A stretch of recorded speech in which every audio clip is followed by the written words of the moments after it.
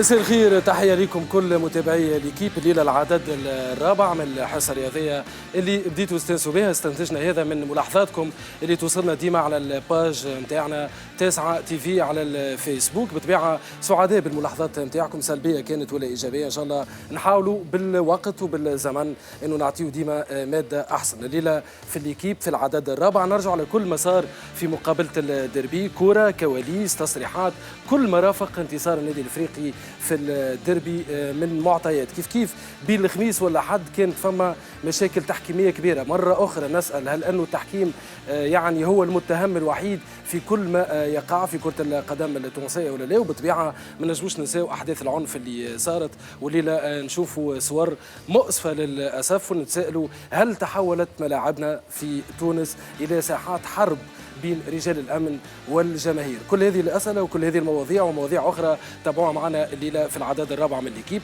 نبدا مع ضيوفي ليكيب بطبيعه اللي استانستوا بها. طارق العلامي، مرحبا بك. اهلا وسهلا حيدر، مرحبا بالولاد الكل، بالناس الكل يتفرجوا فينا على التاسع. مرحبا يا طارق. وليله عندنا انفيتي دو كاليبر اللي هو مسيو مارشون، مدرب النادي الافريقي. تحيه لمسيو مارشون، اول مره معنا. نتحدثوا معك الليله ان شاء الله على انتصار النادي الافريقي وكل ما صار في الدربي، وماذا غيرت في النادي الافريقي منذ قدومك للفريق هذا. كالعاده سيف غزال اون فورم الليله. سيف ان شاء الله مرحبا بالكيب الكل بالحضور الكل. مرحبا يا سيف. منتصر امبراطور التحليل، رجعت لها نتاع الحلقه الاولى. منتصر لوحيش، مرحبا بك. مرحبا بك بالجماعه في البلاتو اللي يتفرجوا فينا الكل.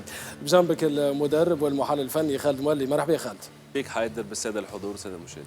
مرحبا بكم الكل. كالعاده نبداو بالكو دونفوا، وتابعوا معنا التصريح هذايا لطارق ذياب اللاعب الدولي السابق لاعب الترجي التونسي والمنتخب. نسمع التصريح ثم نعود للتعليق في البلاتو.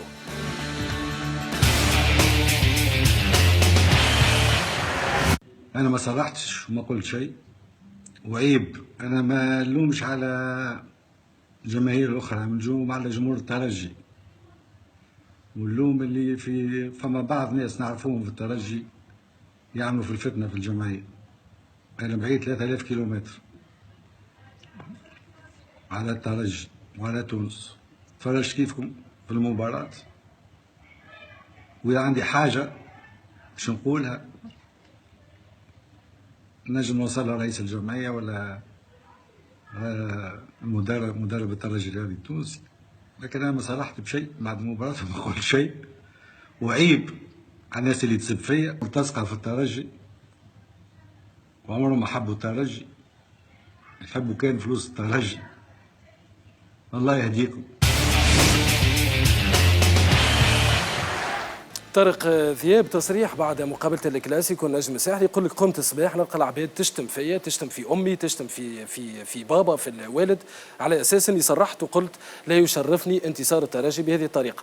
طارق ذياب لم يصرح. التصريح هذايا والكلام هذايا كان على الباج نتاعو. طارق، مرة أخرى نكتشفوا أنه التوانسة بصفة عامة الجمهور الرياضي ضحية الفيسبوك وضحية الإشاعات والأخبار الكاذبة. جوستومون حيدر، الفيسبوك على قد ما كان أداة باهية في 2010 و 2011 وقت اللي كانت هي أداة تخاطب باش انه الشعب يلم بعضه، باش انه يثور، باش انه يخرج، باش انه يبدل نظام حكم من بعد، ولا مفتوح للجميع. بل انه ولات نحب ولا نكره ثم صفحات بمقابل وثم ديزادمين بمقابل وثم غايات اخرى سياسيه واقتصاديه واجتماعيه ورياضيه. طارق ذياب الناس الكل نقل عنه، مش حتى سيكونس فيديو، انما بوست سور فيسبوك كانه طارق ذياب قال وانا ما يشرفنيش الانتصار بهذه الطريقه في مباراه النجم والترجي. من بعد طارق ذياب خرج وقال راهو الباج هذيك واللي تكلموا على لساني واللي حكاوا على لساني واللي قالوا على لساني راهو ماهوش صحيح. الناس زاده لازم شويه وعي في التحري، مش كل حاجه نسمعها قالها حيدر الشيني لازم نثبت قال ما قالش. ثم سيكونس فيديو الباج نتاعو هو والا لا، ثم ناس تتكلم باسمه، لانه تعرف من بعد تولي تكثر الحكايه وتولي العنعنه في داره وما عندوش انترنت اصلا ويحكي لك انه قرا سور باج فيسبوك انه ثم الحكايه هذيا. حاجه نختم بها، نحب نقول انه راهو عالم التواصل الاجتماعي ماهوش عالم خارج على القانون، بالقانون، راهو ثم اليات ردعيه للاشخاص وينجموا يوصلوا لهم اليوم بتقنيات حديثه في التتبع الجزائي باش يوصلوا للعباد اللي نجموا يعملوا التروكاج هذا اللي موجود في مواقع التواصل الاجتماعي اللي عندها خلفيات وفيها تعصب جهوي رياضي قاتل ساعه ساعه، تقول كيفاش ينجم يوصل ويخمم هكايا لانه يدعو الى التقاتل الاجتماعي. بالضبط خالد، ولا اختار الفيسبوك اليوم إساءة الاستعمال ولا الانساق ولا الاشاعات ولا الاخبار الغالطه بتنجم تعمل كان مشاكل. مالوريزمون هذا ايش نجم نقولوا احنا نعيشوا فيه، سي لو كوتيديان بالنسبه للناس اللي تعطي في آراها، بالنسبه للناس اللي عندها فيكو، بالنسبه للاعبين المدربين. ما فما حتى حد اليوم سالم من الفيسبوك، الناس كل اللي عنده مشكله بواحد نجم توا باج فيسبوك ينجم يوصل للغايات نتاعو. اهم شيء المتلقي لازم كما قالوا سيد يتحرم، ما فيها باس. انا مش كل حاجه نقراها ونسمعها راهو هذاك صحيح.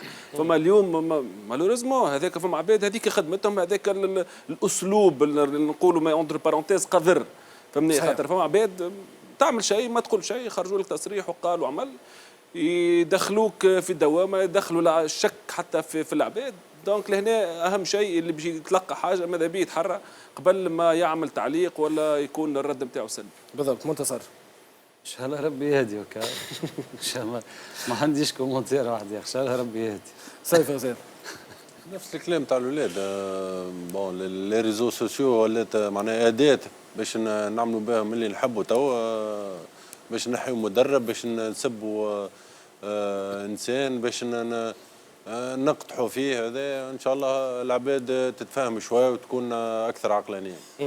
مسيو مارشون مانيش ندخلوا برشا في الحكايه هذوما، نحب نسالك قبل مقابله الديربي قداش نسبه توقعك ولا انتظارك للانتصار في المقابله هذيك ضد الترجي التونسي؟ كنت متاكد انك باش تربح ولا كنت تجاري في الماتش نتاعك ولا تخمم انك مثلا تخرج بنتيجه ايجابيه وفقط؟ Non, non, on n'est jamais sûr de gagner le derby. On espérait le gagner parce que c'est toujours un match particulier. Et j'avais dit aux joueurs avant Gabès que j'intégrais Gabès dans la victoire du derby, s'il y avait victoire, parce qu'il fallait préparer mentalement les joueurs. Pour un derby, c'est toujours un événement spécial. J'en ai connu quelques-uns en Tunisie, j'en ai connu également quelques-uns au Maroc, entre le Raja et le WAC. Et mentalement, c'est particulier et il faut s'y préparer longtemps à l'avance. On ne peut pas se préparer 3 jours avant pour le derby, parce que sinon on est en surpression et en trop d'émotions. Et souvent, on fait le match un peu trop rapidement et on le perd. Donc là, on était bien préparés, on était confiants. On a pris un but dans les 20 premières minutes, mais on n'a pas été déstabilisé. On a petit à petit repris le dessus. On avait de la conviction, on avait de l'envie, on avait de l'efficacité. Et pour un derby, c'est les éléments essentiels. مارشون دونك يقول لي ديربي عمرك ما تقول لي باش نربحوا، بالطبيعه ما يتحضرش في 3 ايام، لازم برشا ثقه. حتى الناس اللي قابلتهم في تونس ولا في المغرب يسالوا على الديربي، نقولوا انه مقابله ديما يمكن نتيجتها تبدا تفهمها وقت المقابله. عمرك ما تقول لي باش نربح ولا حتى نتيجه اخرى. على كل مسيو مارشون نستدعاك ونستدعى ليكيب الكل والساده المشاهدين باش نشوفوا اهم ما صار في مقابله الديربي وانتصار النادي الافريقي، ثم نعود للتعليق على البلاتو.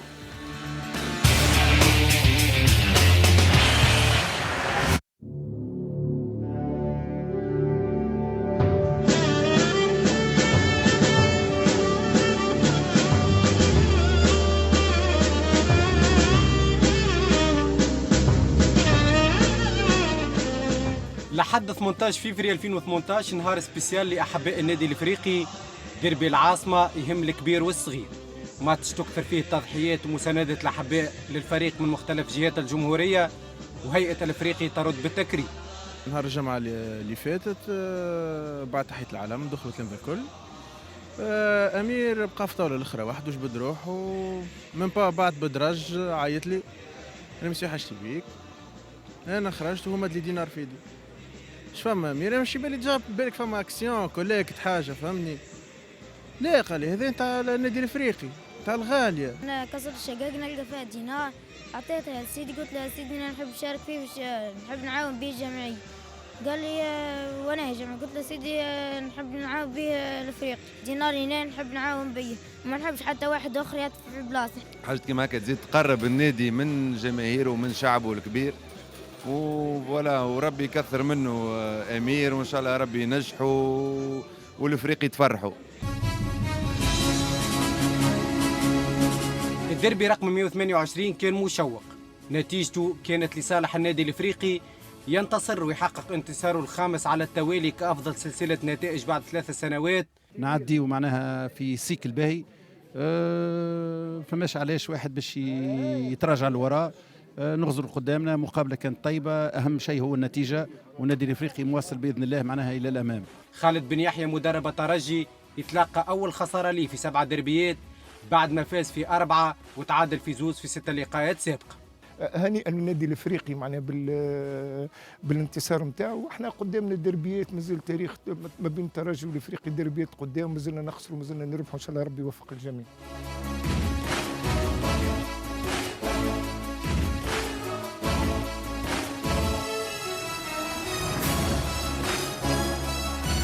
نرجع لمباراة الديربي بالتفصيل بعد الأحداث الأخيرة لكلاسيكو البطولة نهار الخميس.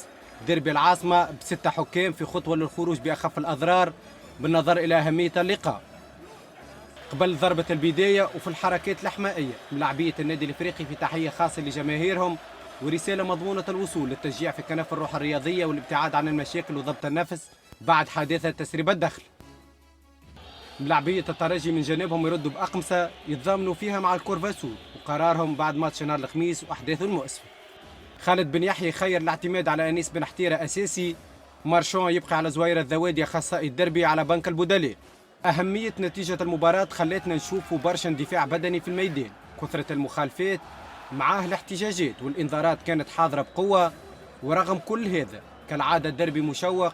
6 دقائق منذ البداية الترجي يأخذ الأسبقية، خطأ من علي العابدي في إرجاع الكرة. بن حتيرة أكد على بكري الثقة اللي منحها له بن يحيى، لكن عدم الاحتفال بالبونتو طرح عديد التساؤلات. بن حتيرة يرد بالتصريح هذا: لا عندي وقت باش نخمم على ايكيبات اخرين، لا عندي وقت باش نخمم على حاجات اللي ما حبيتش ندخل فيهم. انا رياكسيون جات ناتوريل، جيت انستينكتيف، على خاطر انا تعديت على بريود خايبه برشا، خاصه في المانيا.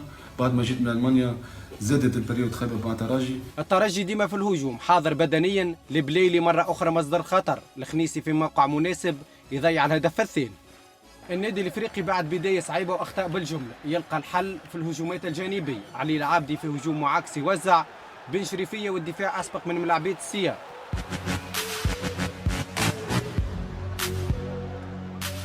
الافريقي يتحرر اكثر وياخذ المبادره مره اخرى. صابر خليفه كورته عالي على مرمى الترجي.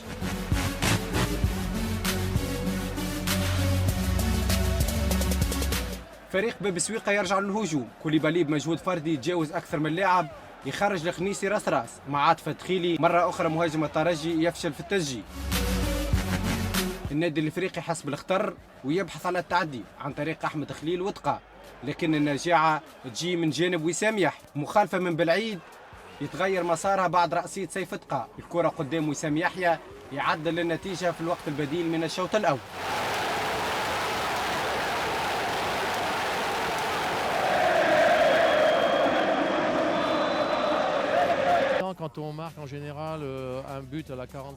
وقت تسجل هدف في نهاية الشوط الأول ما ينجم يكون كان مهم من الناحية المعنوية، الشيء اللي خلى المجموعة تدخل ليفيستير مزيد من الثقة. في المقابل ادخل الشك في صفوف المنافس. في الفترة الثانية الترجي بنفس المردود، ديما يبدأ بقوة، نفس سيناريو الشوط الأول يتكرر. هجوم معاكس توصل فيه الكرة لبن حتيرة، يسجل هدف لكنه يلغى من جانب مساعد الحكم. كان مش بونتو، احنا من ناس معناها محترمين وجو ريسبكت معناها قرار الحكم، وكان بونتو يتفقدوا لي البكاية الكل. يوسف البليلي بتسديدة قوية كان قريب من إضافة الثاني، القائم يتعاطف مع الدخيل. المباراة تصبح فرصة بفرصة والنادي الافريقي يعتمد على الكرة الثابتة، وزهير الذوادي مكان العقربي نقطة ضعف الشوط الأول. تيجاني بالعيد في محاولة أولى فوق مرمى بن شريفية، مخالفة أخرى يتحصل عليها صابر خليفة خلت شمس الدين الذوادي يخرج بالورقة الحمراء. بالعيد في الثانية ناجع يعطي الأسبقية للأفريقي.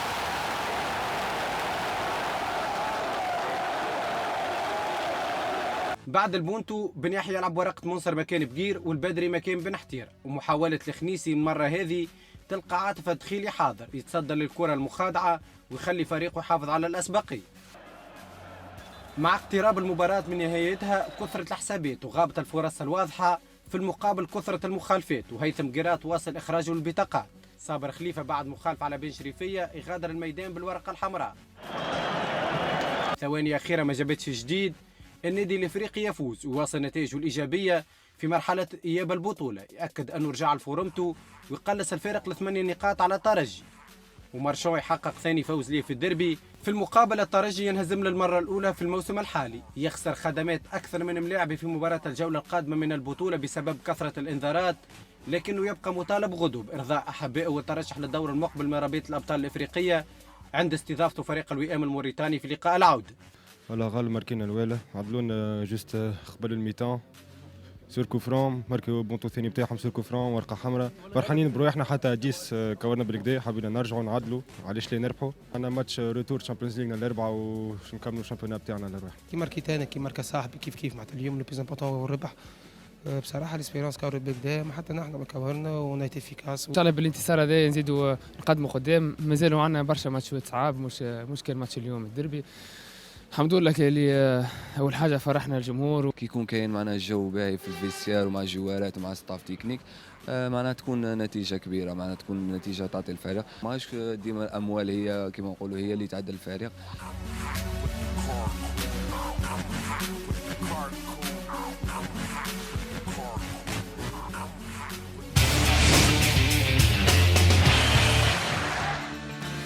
سو مارشون، كانت هذه الهزيمة الأولى للترجي التونسي في الموسم، فهل كان النادي الأفريقي أفضل على جميع المستويات حتى يربح الدربي نتاعو؟ Meilleur, c'était pas un match où une équipe était meilleure que l'autre, c'était un match qu'il fallait gagner. On l'a gagné parce que le scénario nous a été profitable. Quand on est mené 1-0, et je crois que c'était pas arrivé depuis 20 ans, d'après les statistiques, que celui qui menait était rattrapé et dépassé. Donc c'est très compliqué quand on est mené 1-0. Mais quand on marque un but à la 46e minute d'un match, en général, que ce soit le club africain ou n'importe quelle équipe du monde, psychologiquement, c'est un renfort très important. Parce que l'équipe adverse rentre au vestiaire un peu tête basse, et nous, on rentre au vestiaire avec la force d'avoir marqué et d'égalisé, et on revient beaucoup plus fort en seconde mi-temps sur le terrain que l'adversaire.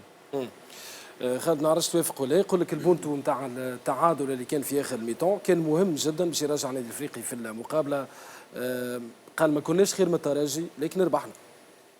لا اكيد هو ان دي تورنون دو ماتش هو البوت نتاع ليغاليزاسيون في الوقت هذاك تدخل الفيستير وانت معدل سي نورمال باش يعطي نفس جديد للفريق. ما نجم ما نجم يكون كان بوزيتيف سورتو كو ليسبيرانس بوندون الميتون الاولاني الكل كان احسن من الترجي الرياضي التونسي. جاته الفرص بشقط الماتش من بعد 1-1 بعد 1-0 زوز فرص للخنيسي كان ينجم على الاقل شيء يستثمر منها واحده من الزوز هذوما. وقتها ممكن الماتش ياخذ ثنيه اخرى، لكن النادي الافريقي قعد في الماتش كونسونتري استنى الترجي ان يعمل الغلطه. ولهنا الترجي ممكن الشوط الاولاني الكل الاغلاط اللي عملهم الكل بريسك كانوا ديزوكازيون كبار نتاع اهداف للنادي الافريقي. الغلطه نتاع الماركاج وكيفاش سيبوا اصحابهم في البلاريتي تفحل الترجي الرياضي التونسي كاش. لكن يظهر لي حتى في الشوط الثاني بريسك ميم سيناريو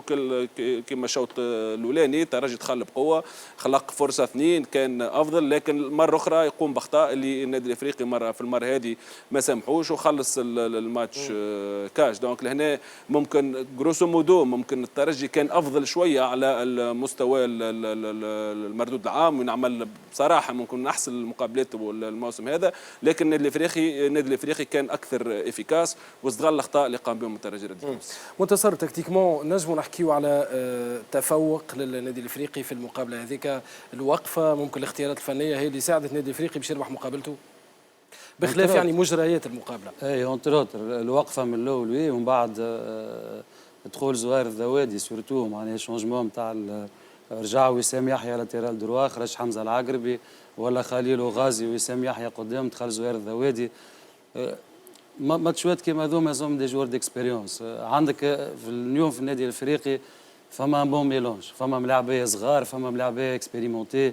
كي تشوف صابر، كي تشوف وسام يحيى، تشوف زهير الذوادي، يعرف فما اوقات يعرف يشد الكره ما يخسرهاش. مثلا زهير يعرف يكسر الريتم. فما تيجاني بالعيد كاليتي تكنيك في البالاريتي، معناها كو في البونتو الاول ولا الثاني. مي تكتيكمون النادي الافريقي عرف كيفاش يلعب الماتش نتاعو، عرف كيفاش سورتو يربح. اما حسب رايي انا ابار معناها لو فولي تكتيك اللي نحكيو عليه عندنا مده في النادي الافريقي، يظهر لي ليماج تاع الماتش هي الجوال نتاع سيف تقا في البونتو الاول. كي تشوف سيف تقا كيفاش ربح الجوال نتاعو في البونتو الاول، وترقى وسام يحيى بالاغريسيفيتي هذيك والعابدي دوزيام بوتو كيفاش تماركا البونتو الاول، معناها يعطيك انفورماسيون على ليتا ديسبري اللي موجود اليوم في النادي الافريقي. ايتا ديسبري نتاع ربح سي فري، الربح باهي وديما يجي بالربح، السيكل باهي 5 فيكتوار. اما كيما قلت لك وقت اللي تيجاني بالعيد يضرب الكره كيفاش سيف تقا بورتون ما نحكيوش عليه برشا، ملاعبي معناها قاعد يخرج في ماتشوات وقاعد منع كوره مثلا ماتش كابس عليه. دونك كيفاش هز الجوال هذاك تريز امبورتون. الجوال لي جوال تنجم تربح في وسط التيران، ما كي تربح جوال في لي زون دو فيريتي في ال 20 30 متر والاخرانيين هذوك يربحوك في ماتش. ولو جوال اللي ربحوا سيف تقاي اللي تريز امبورتون. بعد صحيح فما كاليتي تكنيك تاع تيجاني بالعيد، فما وسام يحيى مشى دوزيام بوتو، مي ليتا ديسبري والاغريسيفيتي ولونفي نتاع النادي الافريقي اونفي كبيره برشا باش الملاعبيه يربحوا الماتش. سيف، في كل وقت من الماتش حسينا انه كل فريق ينجم يكمل رابح المقابله هذيا، شنو الاستنتاج نجم نخرجوا منه بالكلام هذايا؟ كونوا كيما ديما نحكيو الدربي ما عندوش احكام مسبقه، معناها مهما كانت الترتيب تاع زوز فرق نجموا نلقاو اي فريق من الزوز ينجم يربح المقابله. صحيح الترجي دخل المقابله بقوه من الاول، حاول يضغط. شفنا البليلي معناها كيما مقابله ضد النجم كان يصنع الفارق. من بعد النادي الافريقي في ال 25 30 دقيقه لاعب بدا يطلع لقدام شويه ويخلق في الفرص. يظل فيكتوار ميريتي للكلوب افريكان، ميم سي اللي فما اوكازيونات كما قال خالد اللي ليسبيرونس كان نجم يقتل الماتش. مي يوريك الفورس نتاع الكلوب توا كونه حتى في المقابلات الاخرانيه قاعده تقبل في اللعب. فما فرص تجي للفرق منافسه، لكن وقت اللي هي تجيها فرصه تقتل الماتش، معناها تسجل وتتحصل على 3 نقاط. هذه نقطه قوه في النادي الافريقي. النادي الافريقي سجل 2 أهداف عن طريق كرات ثابته ضد الترجي، اللي الترجي نعرفوه قوي في الكرات الثابته. هذا تحسب زاد النادي الافريقي اللي ولات عنده نقطه قوه تتحسب له. خاطرش ما شفناش النادي الافريقي سجل برشا اهداف معناها في اول العام عن طريق كرات ثابته. كما قال منتصر تقى معناها ما بين زوز ملاعبيه ياخذ كره يوريك الجرينتا واللونفي نتاع ملاعبيه النادي الافريقي باش يربحوا الدربي هذا. خاطركش قبل الدربي سيري دو 4 فيكتوار دو سويت تعطي حافز اكثر للملاعبيه. مقابله نجم نقولوا معناها محترمه الحقيقه فيو تو سكي اللي صاير تو في الكره في تونس. مقابله محترمه، شفنا معناها دي سيكونس حلوين برشا. شفنا مثلا الهدف نتاع الترجي كيفاش الكره دخلت ورميز عند الخنيسي والكره مشات على اليسار ومن بعد تسجل. شفنا كل شيء في المقابله هذه. يظل لي النادي الافريقي تحسن وقاعد يقدم لقدام. طارق، واحد من اللاعبيه تكلم على الفيستير وتكلم على الامبيونس في وسط الفيستير. بالضبط، بالخيثر كان حاضر في استاد تفرج في المباراه، حكى قال راهو الجو في الفيستير باهي. قبله تيجاني بالعيد كيف تصريحات ما بعد المباراة من مسؤولين النادي الافريقي، سمعنا القلوب الصافيه والنيه الصافيه تنجم تهزك الانتصار. اعتقادي الشخصي بعيدا عن الامور الفنيه، شكون حاضر اكثر، شكون بلوز اكسبريمونتي باش يربح ان ديربي، ثم جو عام يهيئ هل انك تنجم تربح ديربي، تربح كلاسيكو، تربح ماتش فينال، تربح ماتش شوك ولا لا. ثم سلسله نتاع انتصارات بالنسبه للنادي الافريقي، ثم استقرار اداري بالنسبه للنادي الافريقي، ثم استقرار فني وقت اللي المدير الفني الفني يشد ليكيب سينيور 3 ماتشات ومن بعد يسيبها مسيو مارشان بنفس لادجوان اللي خدم معاه ويقعد هو سوبرفيزور جينيرال. دونك ثم استراتيجيه كامله في الاستقرار الفني هذا، يدعموا الاستقرار الاداري، يدعموا انه ثم مساحه من الثقه واللي نحسها بين الملاعبيه وبين الهيئه المديره خاصه. ما عادش تسمع انه ثم اضرابات في النادي الافريقي، ما عادش تسمع انه ثم تهديد باش انهم ما يترناوش ولا ما يلعبوش ولا ما يمشيوش، ما عادش تسمع انه ثم جوار خرج ولا ينيغوسي في كونترال برا. حتى مشكل ابوكو بكل ما فيه حله، واعتقادي انه حله بطريقه مميزه جدا للنادي الافريقي لانه ما كانش ينجم يعمل اكثر من هكا ومش من فايدته انه يقطع العلاقه التعاقديه ويغرم الضرر. دونك كي تبدا الاجواء كلها صافيه تنجم يكون عندك الانتصار. حتى في لانا زيرو من المرات القلائل اللي الكلوب افريكان خاسره ما تحسهاش داخله بعضها، ما تحسش بنكها داخل بعضه، ما تحسش انه جماهيرها مأيسه من انها ما تنجمش تربح. ثم عامل من الاستقرار افتقدوا النادي الافريقي خلاه ما ينجمش يكون موجود. نذكروا الديربي عمناو الافريقي يستضيف وفيكسا خسر 2-0 برغم اللي عمل ميتون كبير وكان ينجم صابر خليفه يحط كره في الفيليه انا 0 بريمي ميتون وتخرج الكلوب رابحه. ثم ايتا ديسبري جينيرال متغيره جدا في النادي الافريقي ما تنجم تعطي كان هذايا حاجه. فقط حبيت نرجع لها على الطفل لمين اللي حكى الحقيقه ما تنجمش تعديها كيك حيدر لانه حديث من القلب. شوف ايش قال لك اولا ساعه قال لك سيدي في نظريه انه الاستاذ سيدي والمعلم سيدي واللي قراني واللي هي ولات نادره واللي هي ولات نادره واللي هي حق خاطر هما اسيادنا اللي علمونا.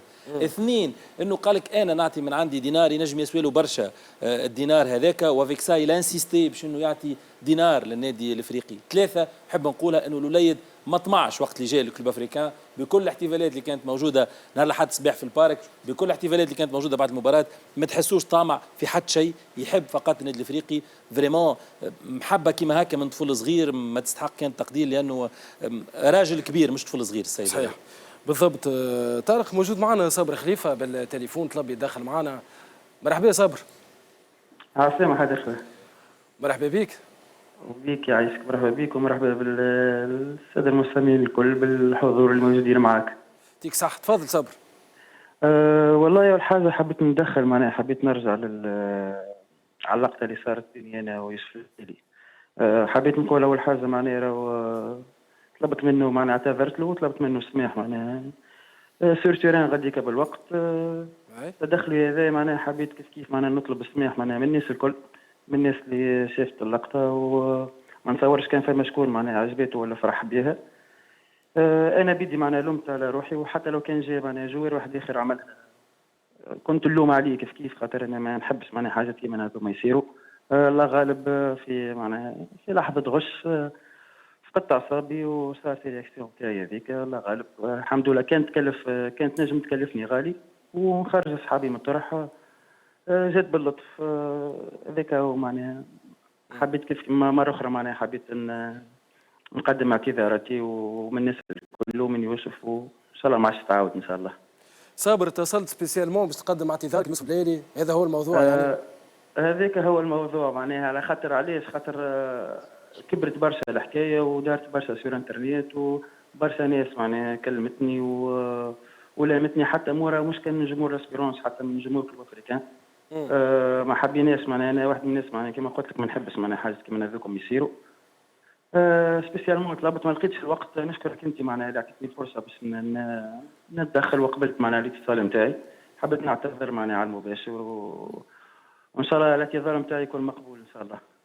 يعطيك صح صابر. ما نعرفش شكرا ليك صابر على كل تحيه. بالله تحيه لصابر خليفه انه من المرات القليله فعلا من المرات القليله انه ملاعبي يخطئ ويتصل معناها في برنامج في المباشر باش يقدم اعتذاراته.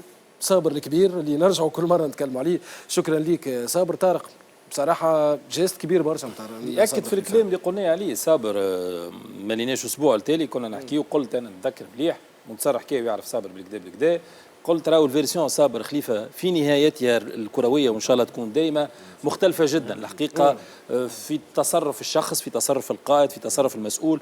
نون بارلون با على كاليتي دان جوور كبير برشا صابر. اليوم ياكد هذا. نعتقد انه اعتذاره ما ينجم يكون كان مقبول كسوا من يوسف البليلي من الترجي من الجماهير خرج وقال راني غلطت والحمد لله ان تعدت سلامات باش ما تكونش عنده اثار سلبيه على الفريق نتاعو وخرج طلب سبيسيالمون كما قلت انت باش يقول راني نقدم اعتذاري وراني ديجا ديجا اعتذرت اليوسف البليلي دو جور اون جور بالصابر قاعد يقول راني بالحق جوور كبير فعل وقول، ونعاود نقولوا مره اخرى ان شاء الله يكون في المونديال. صحيح منتصر. والله الاستاذ كان يحكي على الفيستير وعلى الجو وعلى كي تسمع صابر خليفه تو يحكي هكا نجموا نتصوروا شنو هما لي ميساج اللي يعدي فيهم صابر في الفيستير، شنو خاطر كل اونترينور يلزموا دي ليدر ودي رولي في الجروب، ونتصور معناها برتران مارشون سي لان دي رولي نتاعو هو صابر خليفه ولا توجور ايتي كوم سا. راهو صابر معناها ديما نحكي ونحيو الملاعبي خاطر الملاعبي ماش نحكيو عليه في اليونانيميتي مي لوم العابد صابر خليفه سي كالكان ديكسيبسيونيل، واليوم مونكور يفوا يبرهن تربيته واخلاقه. وقد ما نحكي لك راه فما برشا حاجات يعمل فيهم صابر الناس ما تعرفهمش، مش نحكيو عليهم في بلاتو، ما ان شاء الله ربي يعطيه على قد قلبه. مسيو مارشون نسالوه على صابر خليفه، اليوم هو قائد فريق، لكن هل هو لو ليدر الزعيم في الفريق نتاعك في الافكتيف نتاعك اللي تعدي المساجات نتاعك من خلاله، اللي تعمل عليه باش يحكي مع الجروب؟ هذا دور يلعبه صابر خليفه اليوم في النادي الافريقي؟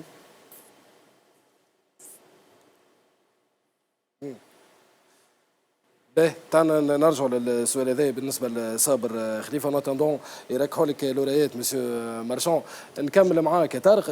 عاملين لك راهو سيف ومسيو مارشون، تعرف سيف درب عند مسيو مارشون بكري قاعدين يحكيوا عاملين حلف غادي. دونك نكمل معاك على صابر خليفه. قالوا ما تبدلتش قبيله في الاوف، قالوا ما سمنتش ما تبدلتش، نفس تبارك الله البنيه الجسمانيه نجم يرجع يكور يظهر لي سيف. اللي حبيت نرجع انا نقول على صابر ثم جيست اخرى وقت اللي صابر il a provoqué الفوت اللي جابت البونتو ودوزيام انفيرتيسمون بالنسبه لشامو شمس الدين الذوادي.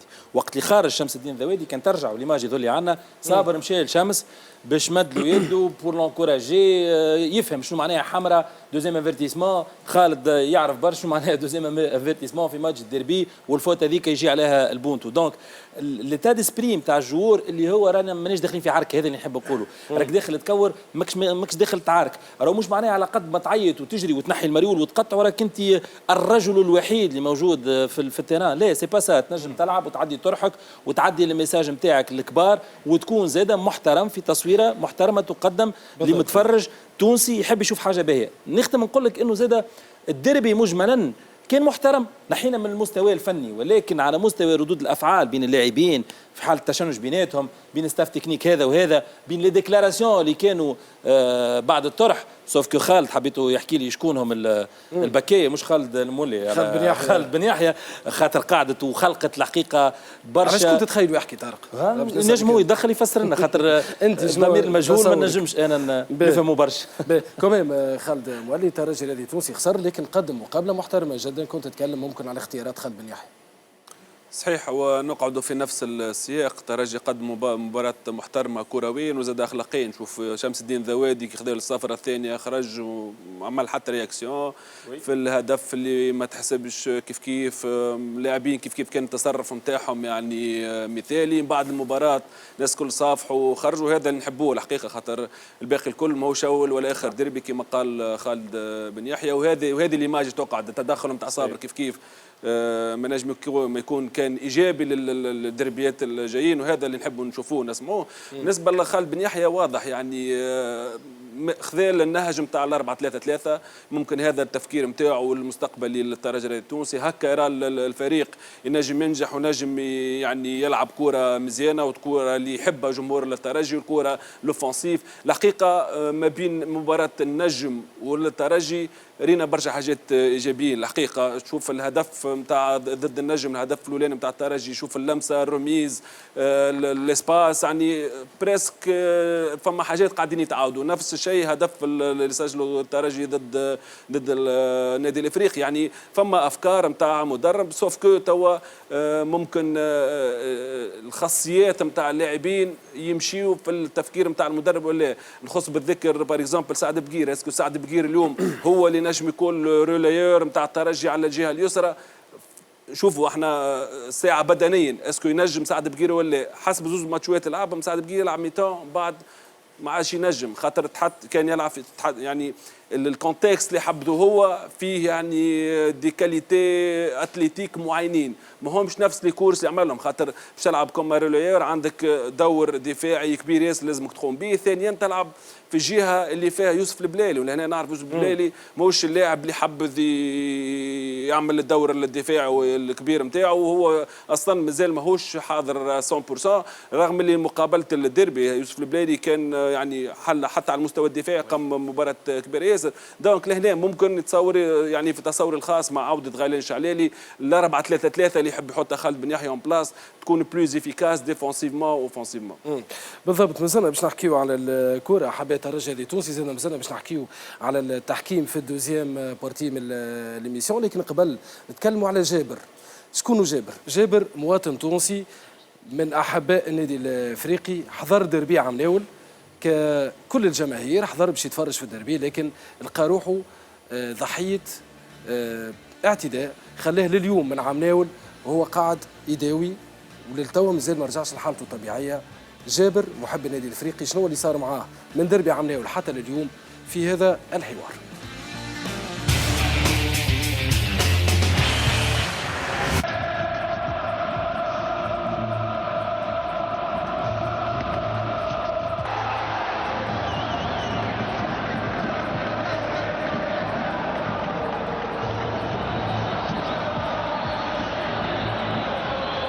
صارت شوشره ما بين البوليسيه والجمهور. كنت ماشي نورمال، مخنوق من الغاز، مفركس منين باش نخرج. جاني عاون امن وضربني بطراك، المطراك اللي تكسرت معناها على راسي من تالي بغدره معناها، وانا ماني عامل شيء. درت على بلاصتي وطحت بالوقت، بقيت ملوح في الفيراج حكايه نص ساعه، ومن بعد جاو 3 عوان وهبطوني بحث الحمايه المدنيه، خلوني اخر واحد باش شافوني الحمايه المدنيه، ومن بعد قال لي قلت له وزني للسبيطار خلينا نشوف راسي، طلع على راسي قال لي روح خير، راك اذا كان باش تمشي للسبيطار راك باش تتوقف. حسيت بوجيعه كبيره ودخت بالوقت معناها سيء، حتى نفس تقطع عليا ودخلت في دنيا اخرى معناها نستنى في الموت انا اللحظه ذيك. صارت لي شوكه كبيره، بقيت 6 شهور ما نجمش ناكل، ما نجمش نرقد في الليل، صارت لي بيرتورباسيون دي كوشمار، تعبت برشا، وليت نوران برشا، صارت لي برشا بيرتورباسيون في حياتي، وليت ما عادش نجم نخرج من الدار، ما عادش نجم نحكي مع العباد، ما عادش نجم نقابل العباد، بقيت شوكي من الفازه ذيك، ما عادش نحمل حد يجي ورايا. امي تفجعت عليا معناها، شافت راسي منفوخ وشافتني معناها داخل بعضي وظاهر مانيش نورمال، مانيش في حاله طبيعيه.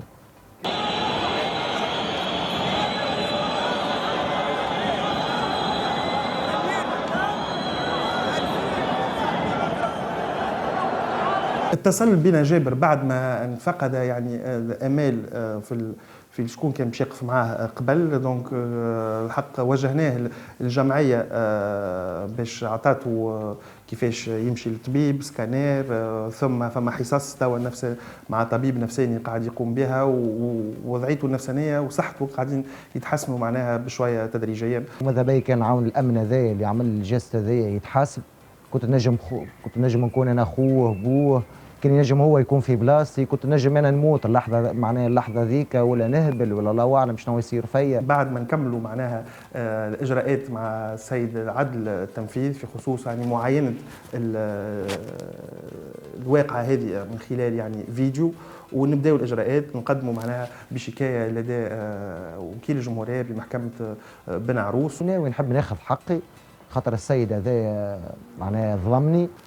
انا والاستاد والفيراج ونعرف شنو اللي صار معناها في ال20 سنه الاخرانيين من تراكمات هذه من اعتداءات معناها اعتداءات كبيره كانت العباد تتوقف على غنايه في التسعينات وفي ال2000 ومازال متواصل لليوم. معناها ملي داخل انت شادد الصف في استاد تبى تاكل في الضرب. والله هيئه النادي الافريقي حبت تعمل انجاز صغير، المحب غيور على النادي الافريقي اللي هو سي جابر، واللي كان تعرض الى اعتداء في الدربي من عون امن.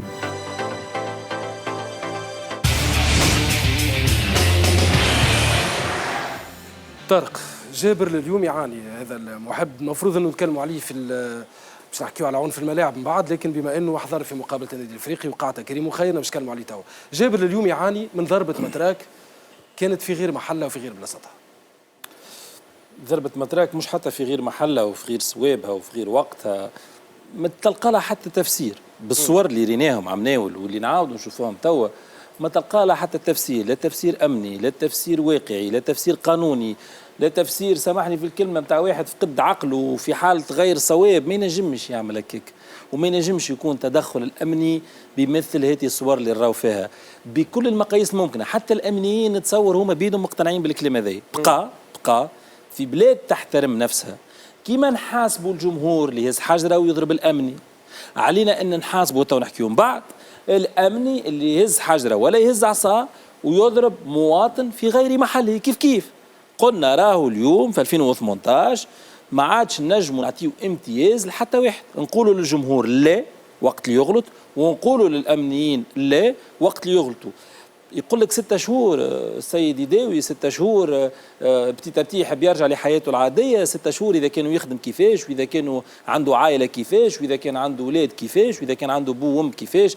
نعاود نقول قصدي كي مشى باش يتفرج في ماتش كوره، مش مشى باش يتهان ولا باش يتضرب. هذا الكلام نوجهوه للناس الكل ولكل الميادين، وندافعوا على كل الجماهير وقت اللي هما يبداو على حق، ونكونوا مع الامنيين وقت الامنيين يبداو على حق. لكن في الصوره هذه الحقيقه ما لقيتش حتى 0.001% من احقيه باش نجم نعطيها للامن. هذاك علاش السيد هذا يستحق مش تكريم فقط، ولكن يستحق ان نرجعوا له المواطنه نتاعو وقت اللي نحاسبوا الشخص اللي ارتكب الفعله هذه. نحن في بلاد اليوم اللي يغلط يتحاسب، مش اللي يغلط نتشفاو فيه، لا مش هذا، ولكن اللي يغلط يتحاسب فقط. ان شاء الله لاباس. جابر محب النادي الافريقي، مسيو مارشون، هل اليوم بالنسبه لك كمدرب تخير تتعامل مع هيئه مديره كبار في العمر عندهم تجربه، ولا تخير تتعامل مع هيئه كما الهيئه الحاليه اللي كلهم دي جون ولاد صغار ومقبلين على التجربه بكل حماس؟ نحكي على الهيئه التسييريه اللي رئيسها مروان حموديه. كيفاش لقيت الفرق في التسيير بين اول مره جيت لتونس النادي الافريقي واليوم؟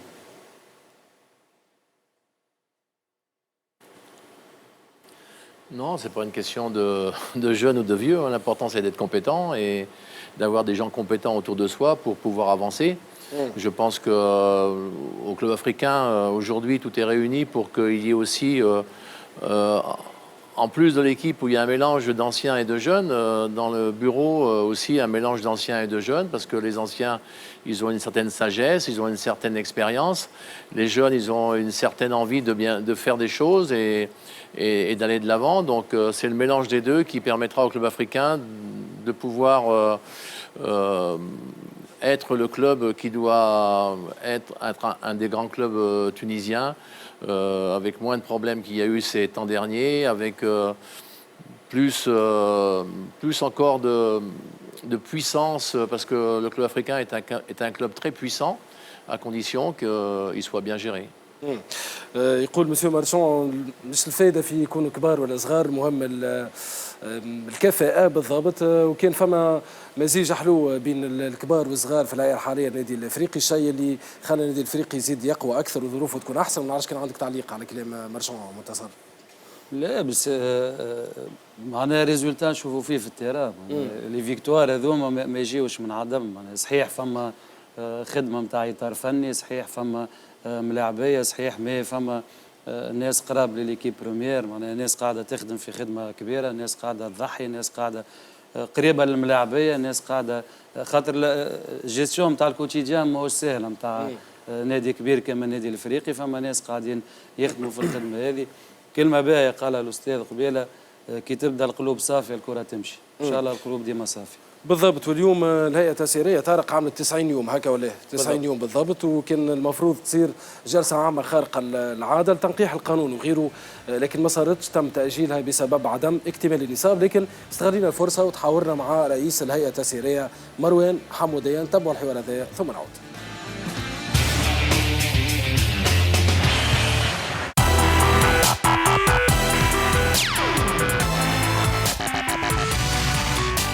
كيف من بعد تتسلم زمام الامور وتشوف الملفات وتشوف المشاكل اللي موجوده، تقول صحيح كانت مخاطره، ما الحمد لله توا تعديناها هذايا ولا باس. كانت صعيبه برشا، معناها جوارات مش خالص عندها مدة، ممرنين مزودين. القضايا اللي تحكي عليها في وسائل الإعلام الكل، فيفا فيدراسيون، تركة كبيرة برشا. والله الأرقام نتاع اليوم ما تبعدش برشا على اللي حكينا فيه قبل، معناها 1 مليون 2 مليون دو دينار بري، معناها هذيك هي، معناها بين 20 وال 25 بالنسبة للفيفا والفيدراسيون، وكي تلمها مع بعضها بين المزودين وكل شيء تاخذ بين 30 و 35 معناها، بخلاف اللي يطالب به سليم ريح بطبيعة الحال. والله حاولنا نحن باش نعملوا اتصالات، وكانت عنده موعد مع فما موعد تحدد مرة أولى مع مهدي الغربي وتلغى، ومن بعد تدخل سي حمادي بوسبيع وصار موعد وتلغى الموعد هذايا. دونك احنا مدينا يدنا بوسكو ما صارتش الحكايه هذه، دونك كملنا خدمنا على رواحنا. معناتها ما عينتوش الجلسه العامه اللي قام به، معناها فهمتني، معناها ان اوديت اكسترن، معناها بريفي، دونك اي واحد ينجم يجيب ويعمل يقدم حسابات. مش معناتها مش هو ما ينجمش يطالب حاجه هكايا. توا اللي باش يصير توا على ضوء اللي قام به مقر الحسابات، توا في مراقب حسابات. توا فما ملاعبيه سيجدوا معنا.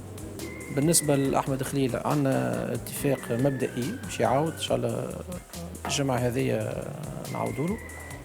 بالنسبه لسيف الدين الشرفي كيف عندنا ناكور دو برانسيب، دونك ان شاء الله كيف دون لا فولي مع سيف نعاودوا له. وبالنسبه للوليدات الاخرين معناها هذول الناس الكل جدد. وسام يحيى حكينا معاه وقابل باش يجد، بقى فما الاشكاليه نتاع الفلوس نتاعو، كان لقينا فيها حل كيف ما عملنا مع الاولاد الاخرين، معناها جدوا وعملنا جدوا معه، ما عندناش مشكل. معتز الزندمي جانا في اخر نهار معناها باش يسكر الميركاتو وحب يمشي. هو عبر على نيته انه باش يمشي قبل ما احنا اعطيناه مقترحات من الجمعه الاولى من اللي شدينا نخدموا، واعطيناه مقترحات نتاع تجديد عقد، فهمتني. دونك اذا كان فما حاجات خليتهم الهيئه القديمه في معناتها باش نديك لهم نحن نورمالمون معتز الزندمي كارك حكيت معاه من عام في جانفي، معتز ولدي راه معناتها حكيت معاه كيما راه ابويا يحكي مع ولده، قلت له معتز عايش ولدي، حاجتي تحب تقعد في النادي ولا تحب تمشي لفرنسا؟ قال لي سي مروان راني نحب نمشي.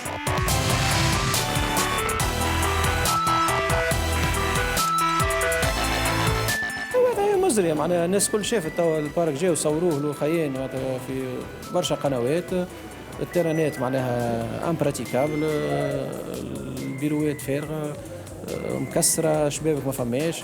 احنا توا بيسكو الناس الكل باش تشارك ماديا، دونك احنا الفكره نتاعنا انه نشاركوا الناس الكل في تصورها للحديقه كيفاش تحب تكون نهار اخر.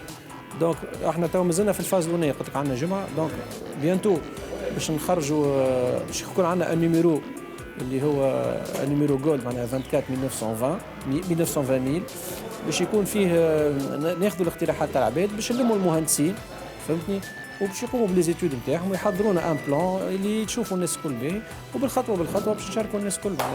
هذا قلت لك سان باتريمون نتاع النادي. 90 يوم من حكم حمودية وجماعته طارق، قولوا 90 يوم ناجحة؟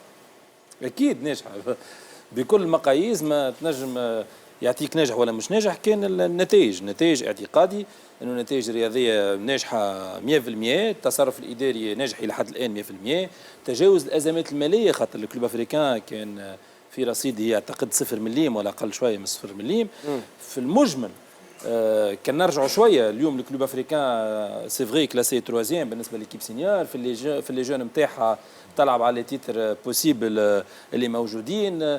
الهاند فيه استقرار، الباسكيت فيه استقرار، ثم تجديد عقود، ثم اداره على الاقل واضحه. هذا اليوم نحكيو على لو 20 فيفري، اما كان ترجع نهار 12 نوفمبر نهار نعاود نقول جلسه اللي رجعت فيها النادي الافريقي لناسها لمسؤوليها لمحبيها لجماهيرها، الوضعيه كانت اخرى. يظل الكلاسمون كان الكلوب 8 ولا 9 دو كلاسمون بالنسبه ليكيب سينيور، كان ثم اضرابات، كان عدم تجديد عقود، كان الهاند يشكي من غادي، كان الباسكيت يتكلم من هنا، الحديقه الناس ما تدخلهاش. بالتالي توا راهو الناس الكل تبدا فرحانه لو 20 فيفري بالنسبه للنادي الافريقي يقول لك والله لاباس، ولكن 12 نرجعوا 12 نوفمبر ما كانش لاباس النادي الافريقي.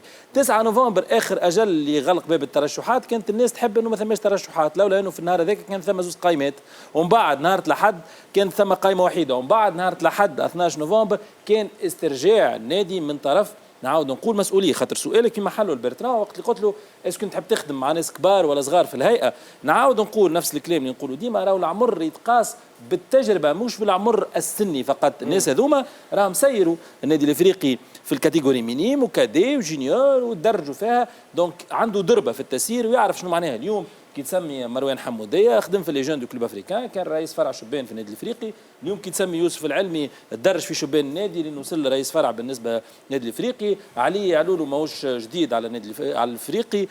مهدي الغربي كيف كيف. دونك ثم اولا انتماء للنادي، ثم دربه على التسيير، مش واحد باراشوتي تجيب تلوحه وتحطه على البنك، ولا تحبوا ينيغوسي كونترا مع جوار، ولا تحبوا يدخل في نيغوسياسيون افيك ان انترونور. مش الفلوس فقط، ومش العلم فقط، ومش الرياضه فقط، ومش الادراك فقط، يصنع مسؤول ناجح. نحكيو عن المسؤولين لانه الحقيقه نجاح المسؤولين تترجم في نجاح النادي الافريقي. اعتقادي انه 90 يوم ناجحه، لكن بشرط وحيد، نفس الالتفاف، نفس القلوب الصافيه، نفس المحبه، نفس الناس الكل يد واحده، هي اللي تنجم تخلي النادي الافريقي يكمل الى نهايه الموسم ويكون في احسن حالاته في نهايه الموسم. باش نرجع لك على الجلسه العامه التقييميه، لكن بالنسبه لخالد المولي المال وحده لا يصنع السعاده. النادي الافريقي كان عنده الفلوس ما وصلش للنتيجه هذه، وهذا ممكن مش الكام تاع النادي الافريقي بركه، برشا فرق اخرين. نذكر نجم رادي الساحلي في الموسم اللي قبل اللي فات كانوا الجينيراسيون تاع علي البريقي نقاز مازالوا كي طلعوا من الاسبوار العام اللي بعده كمل النجم الساحلي في المرتبه الثانيه، ولا كان قريب برشا انه يهز البطوله. بعد بعام الفريق هز البطوله، يعني يوريك اللي ما كانش فما امكانيات كبيره ماديا، لكن فما لاعبين وفما ان بروجي، خاطر اللاعبين هذوما كان فما تخطيط انهم مش يعني يلفون انتيغري ليكيب سينيور في اقرب وقت، وهذا اللي صار. يعني ماهيش مساله فلوس بركه، ساعات التخطيط يكون وقت اللي يكون في محله مدروس وتكون فما اون سيغتان سيرينيتي ما بين في الجروب، ما بين المسؤولين، فما ثقه ما بين الملاعبي والمسؤول نتاعو، ما بين المدرب والمسؤولين نتاعهم. دونك نجم تريكومبونسي الفلوس، خاطر نحبوا نذكروا اليوم في الكوره المحترفه الامكانيات الماديه لازمها اول حاجه تكون موجوده، لكن نجم تعمل ريكومبونساسيون بحاجات اخرين وقت اللي يكون فما التفاف على الكلوب. طارق باختصار الجلسه العامه تاجلت لوقتاش وشنو منتظر يصير؟